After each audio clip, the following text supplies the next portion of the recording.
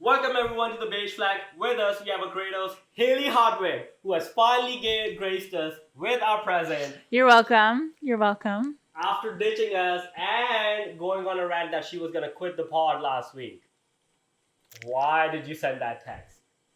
I'm just saying you need to value my contributions a little bit more. I think I need more creative control. Okay, what kind of creative control do you want? I'd like to be able to bring on any guests that I want. Okay. I'd like to be able to give shirts to whoever I want. Okay. And I think that's all my demands. Okay, so just because now you said that, by the end of this year, I need you to get one big time guest on the podcast. What do you mean by big time guest? I just said any guest I want, not any guest you want me to get. Okay, go ahead. Bring anyone. How many guests have you gotten so far for this pod? Let me check. Because you told me I wasn't allowed to. The last person I tried to bring on, you vetoed. So that's why I had to boycott. Okay, just because you were in a bad mood last week, your sister told me that I should get you something to cheer you up for the pod. And I ended up getting hot tamales. What? But I still get them. Yeah, you can have them because candy is gross. Okay, that is a terrible take. But thank you. And thank you to my sister. Yeah. Apparently our number one fan. Trying to keep the podcast alive. No, not her. Actually, it is Barrett. And I'm going to give a shout out to him because this is what happened. On Saturday night, we were out. And I had some of the flyers in my jackets for the Beige Flag. And I'm like, hey, Baron, you should give these out to people. And he walked up around the restaurant we were in, went up to people at the desk and be like, hey, guys, can I have a few minutes? And then he would explain the Beige Flag. And he would come back. And then he would take another flyer and go out to give it to other guests. Baron, that's so sweet. I know. You should. So we're probably going to have some new listeners today then. I know. Or we welcome. Have new haters. Hey, a listener's a listener. Hopefully we have a new hater because ever since we got these mics, our favorite hater disappeared. I know. Whatever happened to him? I kind of miss that guy. Well, it's just a testament to your great audio engineering skills. So we finally figured it out after 6 episodes. I guess so. Turns out some of our co-workers and colleagues even like the podcast and their family watches it too now. So anyways, too much blow. Is it called blowing our own horn? What's the... What did you say? What is it called when like you hype yourself, like try to hype blowing yourself? Smoke? No, not blowing smoke, like tooting your own horn? Toward your... Yeah, okay. Yeah, so that's the more PG version of the word. Yeah, right? yeah. That was good. Okay, so we're moving on to that. And also, because it's getting super cold, I am making chai. Do you want some? I would love some chai. Okay, do you want to move this podcast to the kitchen while? Let's do it. Okay. Are we connected? We are connected. So anyways, Haley, how have you been? I've been pretty good, you know. Really? Living life, chilling? Yeah. Oh, interesting. So, what are you making for me right now? Well, I make, usually at night, I usually get a cup of chai. It's like our evening drink. Have you ever heard of the British concept of tea time? I have. It is what we took from the British, or maybe we had it before and the British took from us. Okay, so what are these? Are these cardamom These are pops? cardamom pops. Wait, you have cardamom pops? Do you know how much money I just spent on cardamom pop? Oh, do you know how much cardamom my dad sent me? Shut up! Show the listeners. See, Do you know how expensive this is? Yeah. At a pound or an PCC, ounce. Yeah. a pound, guess how much it costs? Last time I bought it in America was $8. It was $123 for a pound. No way. Yes. This is like at least 5 pounds of cardamom I have right now. I could be making so much money out of my apartment. You honestly could. And also, have you ever had cardamom buns? Cardamom buns? No, but like, did you know what else I found out? Sorry, before we segue into that. Sorry, I don't have my cardamom breaker right now. Usually what I do... Do you want me to hold your mic? I can. Yeah, that's fine. Okay. So usually usually you gotta break the cardamom. My sister used to love eating these like raw as a kid. And I thought it was also so weird. But like, turns out, see the smell? I love the smell of cardamom. Yeah. And then, do you know there's also a big thing, cardamom, in Scandinavia? I did because it's cardamom buns. Oh, really? Yeah. Is that where it comes from? Did you go to Cafe Hagen to get them? No, I make them. Hence why I had to buy the... How much did you spend on cardamom? Well, I only bought like a little... Like, if you go to PCC, you can get like bulk spices. Yeah. So I only got like $4 worth. But $4 worth? You probably got nothing out of it. yeah, I know. Now that I know that you're the cardamom dealer, I'll be here. Okay, so do you know one of So I didn't know that cardamom was in chai. So what else goes into chai? So cardamom goes in chai, black tea goes into chai, but here's also another thing. In Pakistan, when you're trying to get married, one of the first things they check is like, here's the way the family approaches the girl's family. Hey, can we come over for chai? Like evening Ooh. chai. So that's how they know that the girl's family or guy's family is coming over to like see the girl.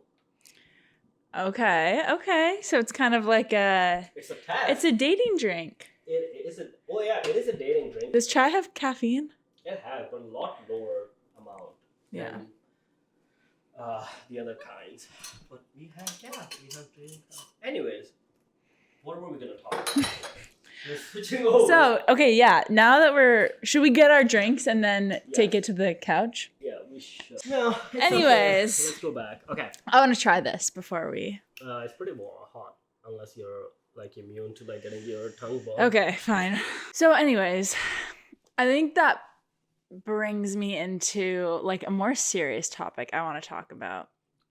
And Are we playing therapist now? No, this isn't like a topic that I have any personal experience with, so I just kind of want you to like explain it and talk about your experience. So you're from Pakistan, your family all lives there. Uh-huh. And so what like implications like do you feel dating in America? Like, do you feel like you have to find a girl who's from the same culture? Do you feel like it's easier to date people who aren't from your culture? Do you feel like it's easier to date someone who didn't grow up in America? Like, this podcast was going so well. Like, so far this series, we were talking about just like fun little things, and now we gotta get nitty gritty into the details. Yeah, that's I think what people want. People don't know what they want. We tell them what they want. Well, I'm telling you what I want. Okay. So there's too many layers to this question. So we could talk about when I first came to the US.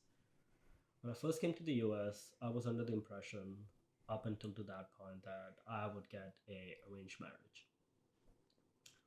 From my parents will choose someone, I'll just get married to them. Over time, as I came to know myself and came to know what I wanted in life, now I still want my parents to be involved in that aspect where they're like, I want them to be happy with the person I choose, because your parents play a big role in your life. Yeah, especially from a culture I come from where parents are family is one of the most important things to you. I can't see a life where my parents are not involved in as I grow up or as I'm married or have children. I just want them to be involved in every aspect. But given that, I think I am different in the aspect I'm too stubborn. If you tell me hey, do this, I'll be no. Even though if it's the right decision, I'll be no. Anyway, so my grandma sometimes calls me and she goes she cries and she goes Adam, you just need to get married, right? Because she doesn't know how long she has to live anymore. She wants me to get married, which I don't think is I think in hindsight, I'm Grandma, you should have better things to do with your life than worrying about me getting married. But at the same point, I'm the last ones of my friends who's unmarried in Pakistan. But I'm still I'm not that old. I know, and especially when you compare it to your friends here. Yeah, none of them are married, right? Almost none of them are married. Yeah. But I'm in between two, right? I'm part of that world and I'm part of this world. Yeah. And I have a very fine line, and it just causes a lot of friction inside me on what to do at most days. 6 months ago, I was sure I want to get married and whatnot. Now I'm I want to focus on my career and focusing on making money, and then it's just causing me going yin and yang and bouncing back and forth. But there's always this like kind of pressure I feel from everyone in Pakistan that's constantly judging me. Even from like Pakistanis here, I can feel like judgment on why I'm still not married. So when you go on dates with Pakistani people here, do you feel that?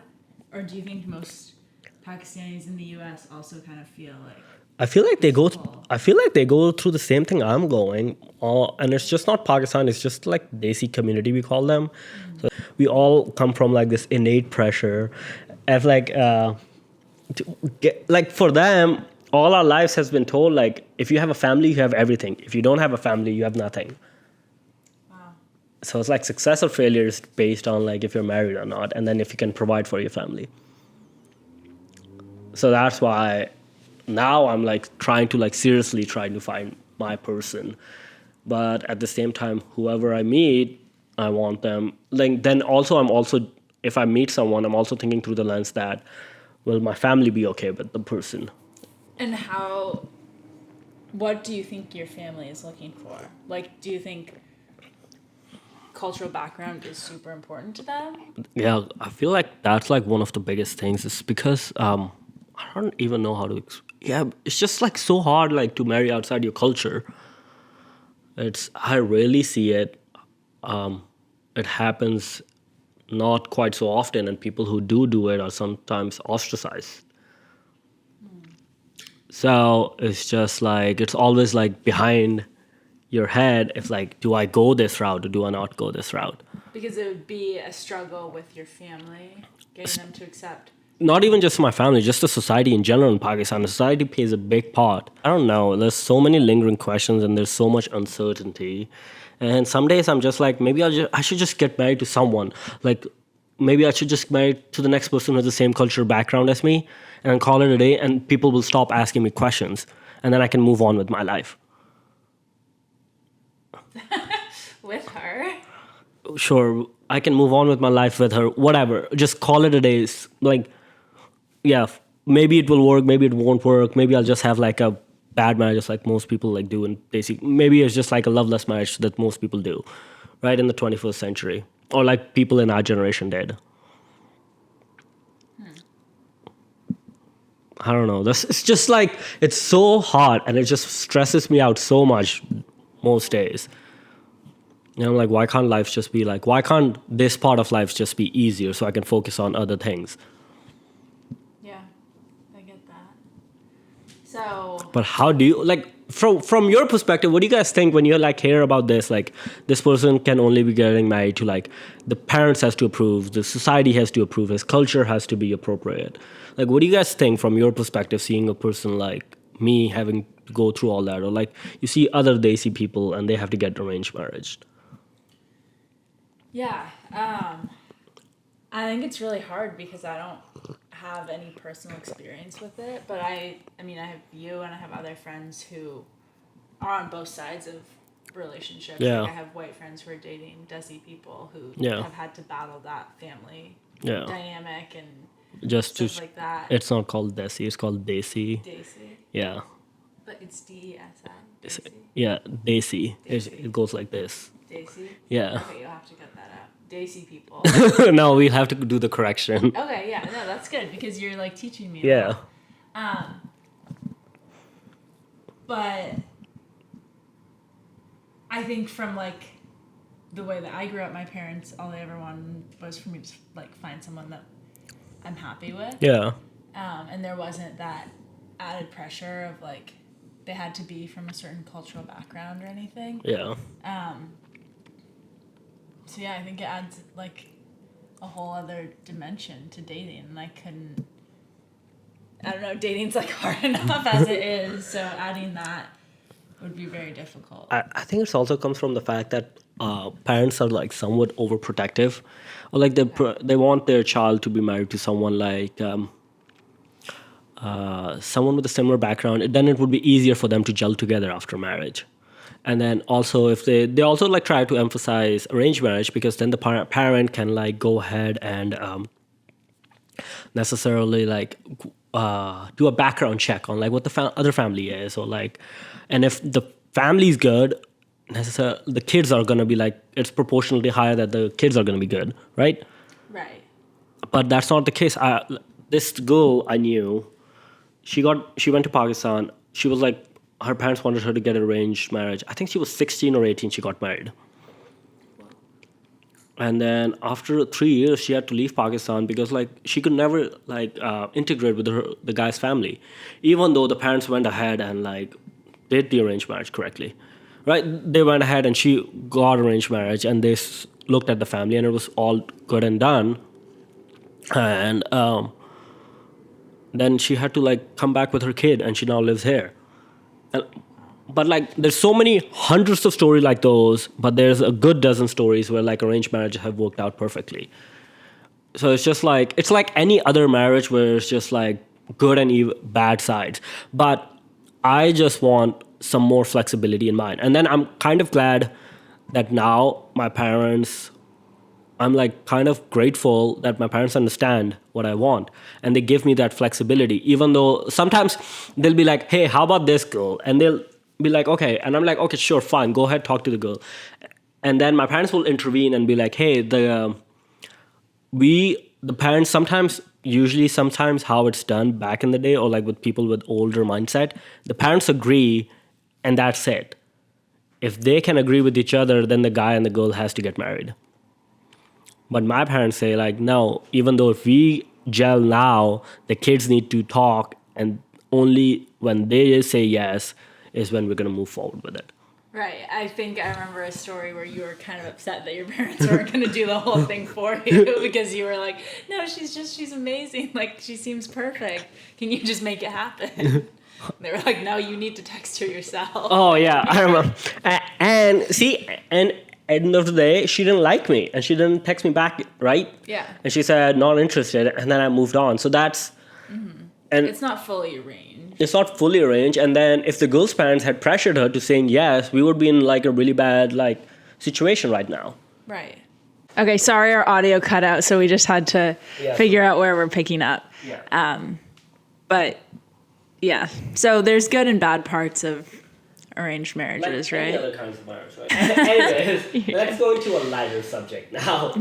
Okay, fair enough. Yeah.